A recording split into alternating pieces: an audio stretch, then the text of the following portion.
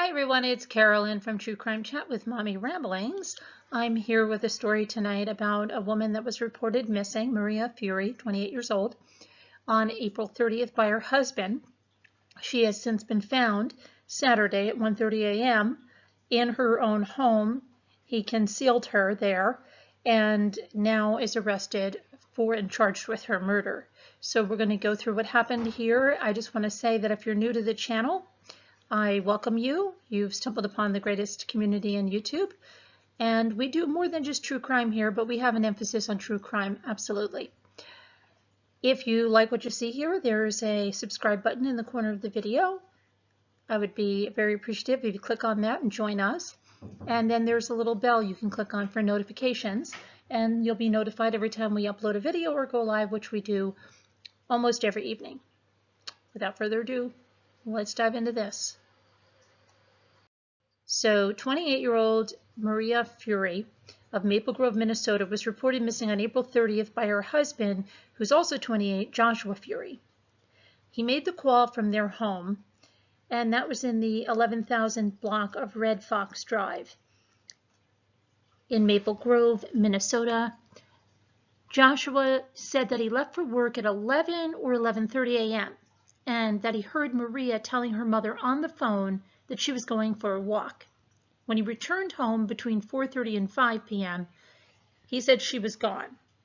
He told police that he drove along her walking route before he called them, and he made this call around 6 p.m. Police searched the area for 2 hours that night, aided by a helicopter. A sweep of the couple's home revealed nothing unusual. An alert was issued to the nearby public. A larger search was conducted the next day on May 1st, including searching area lakes and woods. Friends and family told police that the couple were having marital problems and that Fury was controlling and possessive. Police say Joshua Fury seemed genuinely concerned about his wife's well-being. However, while speaking with friends and family, investigators say Joshua Fury was described as controlling and possessive. Maria's mother relayed her daughter intended to leave Joshua Fury.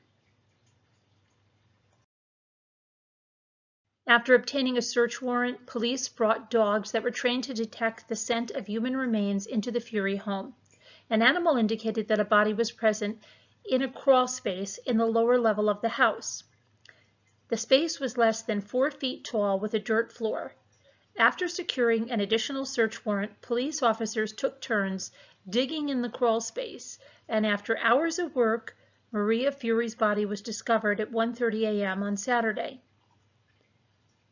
The system that they had to use to get her exhumed was a system of buckets and tarps, and that lasted for hours.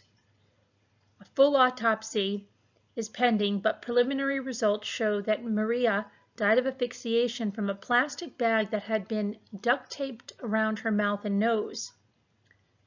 The items were still on her face when she was exhumed. Fury had allegedly told police before his arrest that he did not harm Maria, and he blamed an ex-boyfriend.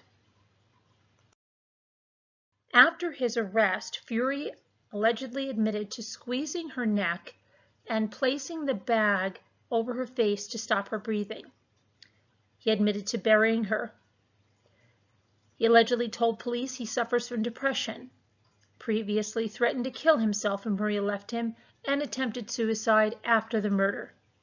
Joshua Fury is scheduled to make his first court appearance Wednesday, tomorrow, and prosecutors plan to seek $2 million bail for him. The family of Maria Fury released a statement today, Tuesday, saying this: Maria Pew is a victim of a horrific, unthinkable crime, but we will not allow her to be remembered that way. Maria would hate it if the world saw her as a victim. Maria was so much more. She was our daughter, our niece, our cousin, our friend. She loved her family and was fiercely loyal. A happy, strong, resilient, supportive, and caring individual. Maria did so much in her 28 years, but she also left behind hopes and dreams, and she left undone infinite possibilities. Maria was a desired child. She was welcomed as an infant, adopted from Mexico City into a large, loving family with numerous aunts, uncles, cousins, and 2 adoring, loving parents, all whom she deeply loved in return. Maria was an intense feeler. As a multicultural person with a beyond white perspective, she was someone who saw the world from the other's perspective. This approach framed her intolerance for the unnecessary, her dislike of phony, allowing her to be content with who she was and not concerned about how others may see her. Maria was a cheerleader, literally and figuratively. She was a cum laude college graduate, an exercise queen, and a big eater of little portions. She was someone who noticed clouds, seashells, waves, and sand, but could trip over the biggest object in a room. A believer in change and redemption, Maria always helped fix others' broken wings. She was hopeful and always optimistic. Maria was quirky, with a dry sense of humor, resulting in hundreds of funny stories that will forever make us smile. A dog, a horse, and an all-around animal lover, Maria was a girl who kept toys for her little wiggle butt, her 90-pound black lab, in a Victoria's Secret tote, and wrapped him up in her Vicky blanket. After being taught how to ride a horse by her dad, Maria rode Buddy Bucksnipe, an old fat horse who barely moved for anyone else but her. With Maria on his back, he was a slim and fast gelding. Maria's dad also taught her to water ski, wakeboard, fish, hunt, ride a snowmobile, snowboard, drive a large truck safely in Minnesota winters, and cross-country ski. At the age of 2.5, her dad was certain Maria would be the first Mexican-American Olympic gold medalist on the U.S. cross-country ski team. Maria was a striver, an achiever, a pusher, a problem solver, and a doer, always putting those attributes to use. Maria did not need or want a big life. She wanted a small and personal life with just a few in it, to whom she gave her love intensely. She was private and introverted at times, yet always smiling, generous, warm, and welcoming. Her ability to be in the moment, to just experience a new joy was a remarkable trait about Maria. A friend once said that Maria was loved and cared for by 2 people who could not possibly love her more. Maria's mom and dad loved watching her walk into a room or pick up the phone when she called. She always say, "Hi guys, how's work? How are you doing?"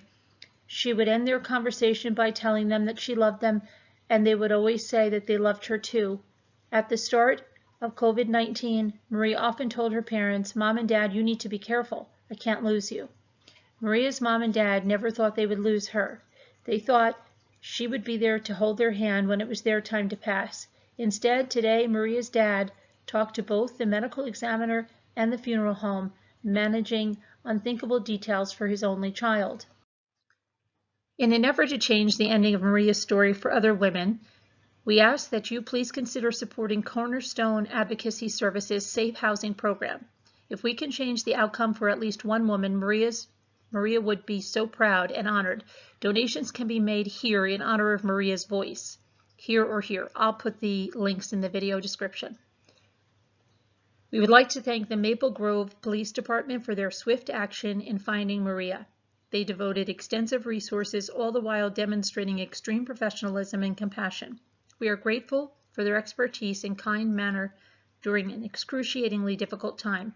Mostly, we thank these first responders for treating Maria as if she was their missing child. Thank you to our entire community for your incredible outpouring of love and support. Okay, guys, so that's what we have. He will be making a court appearance, Joshua Fury, tomorrow, and I'll update you guys on that. We'll see what happens at that court appearance, and just a really unfortunate incident, and thoughts and prayers for the family. How terrible to lose their only child like this. Totally senseless, and, you know, burying her in the crawl space. What the heck was he thinking? But that's just another one of these guys that just cannot think beyond killing as a solution for their problems or whatever's going on. And we have to get past that, or it's one horrific circumstance after another, and people being killed senselessly, families going through grief senselessly. So let's hope that somehow we can bring this out there so people see that this is not a solution, and there is no, unless your solution is to go to jail, what could really be got from this? They're not getting away with it. They're being caught almost immediately, so you think it would be a deterrent. And let's hope that getting more of these stories out will be a deterrent on future behaviors like this, because it's just so horrific. Thanks for watching, and I will talk to you guys later tonight where we can discuss this. If you have any questions about it, or leave what you're thinking in the comments below. All right, I will talk to you later. Bye-bye.